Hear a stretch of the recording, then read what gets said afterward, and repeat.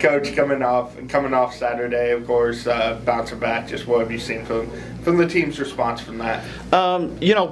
Positive. What else can it be? Yeah. We still, with the way the MIAA is shaping up, there's still an opportunity for us, but we've got to handle what we need to handle.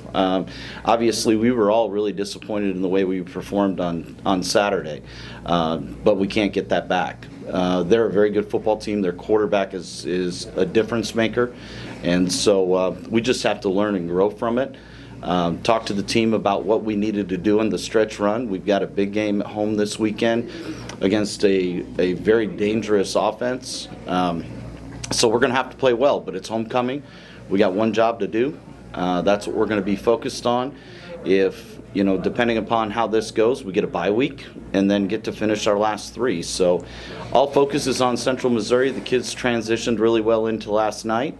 Now it's just about going and finding the details. The thing I talked to him last night when we got done was that, from a physical standpoint, we're not going to fundamentally change who we are at this point, but from a mental standpoint, that's where we've got to be more disciplined in what we're doing in all three phases. Just little details are going to elicit big outcomes, but that's the challenge going into this week. On Saturday, you talked about limited explosives. That's another big part of Central Missouri's offense. So going into this week, talk about that mindset with trying to slow them down. It's the weird thing when you pop on the tape with UCM right now, you can see that they've obviously taken some injuries. The difficult thing about injuries is you don't know when they're coming back. So they haven't had their tailback for the last, I think, since the Davenport game. I'm working off the assumption he's going to be back this week. I have to. So as they get back to full strength, they become more multiple with what they do.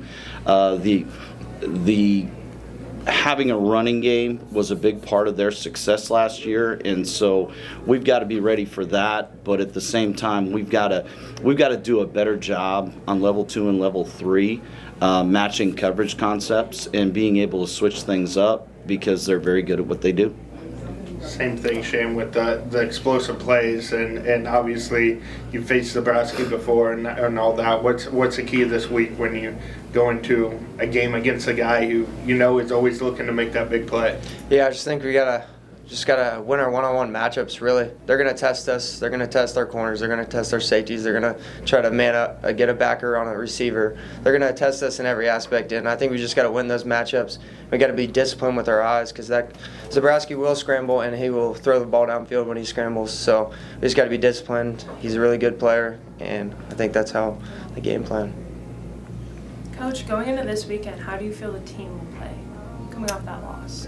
Every time that we face a setback, the one thing great about these kids, they have a lot of character. They're going to come in and fight. There's going to be no doubt about that. We're going to respond. But it still boils back down to doing little things correctly. And so you can, the response is going to be what the response is in terms of physicality, in terms of effort, in terms of those things. I know I can bank on that with our kids. It's, can we fix the little details that are the difference right now between winning and losing football games? Shane, you guys have been the number one pass defense in the league this year for most of the year. I think you still are. What have you seen from kind of your back seven and the growth you guys have made in that aspect? Yeah, obviously we've shown some good things this year.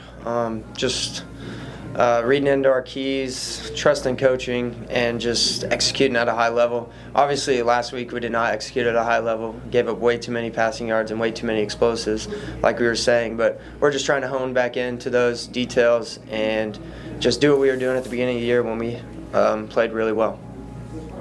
With the mobile quarterbacks, does that change anything about the way? I mean, Jet Huff could obviously move around a little bit, and Zabrowski's been doing it a couple of years now. What's the key is when you're facing a guy that can extend plays like that?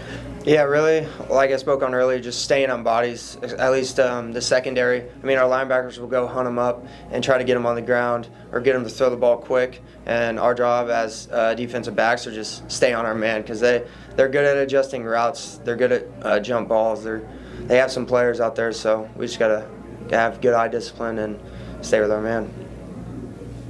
Okay. Colin? One question. This is a homecoming game. Mm-hmm. A lot of times throughout the year, guys come back to games or whatever. This is officially homecoming. What does it mean having guys come back, seeing old players, Shane, that you've known, that you've played with, and then Rich, same for you? What is it like having that homecoming experience? Yeah, I think it's really cool, especially seeing players I've played with and just seeing players from many years come back to this game. Everybody treats it like a family. They all come back. They all love seeing games, and I think it's just a great atmosphere. I think for me, it's just getting our kids around. You know, they've heard so many stories. For me, it's more, yes, I love seeing the more recent players, kind of what Shane talked about, but it's having a Cass Weidel, or, go back to Steve Coppinger, or, just Matt Becker, just some of those guys that come back each and every year, that our kids can identify and put a face with, and just listen to the stories, listen to them talk about what this place meant to them, because I know it means a lot to our kids. Coach, I know you talked about on the radio show last week, but with the Mel news becoming official and being put out there, just speak a little bit about what Mel means to you, and obviously, what he means to the program. Well, I mean, the program, I think, kind of speaks for itself. There's a reason why his name is on the field every day I walk out there. It's his imprint is all over this program. It's all over me as a coach. He's been like a father to me. I talk to him, a couple times a week. He's doing really well. But we just have a really special relationship. When I moved out here 1,200 miles away from home, I didn't have a whole lot of people around me. And he and Carol have always taken myself first and then my family under their wing. I mean, shoot, he and Carol were surrogate grandparents for my kids when they were little in elementary school, for Grandparents' Day. They've just, Thanksgiving was always at their house. We have a really special relationship with both, and looking very forward to getting back in Maryville.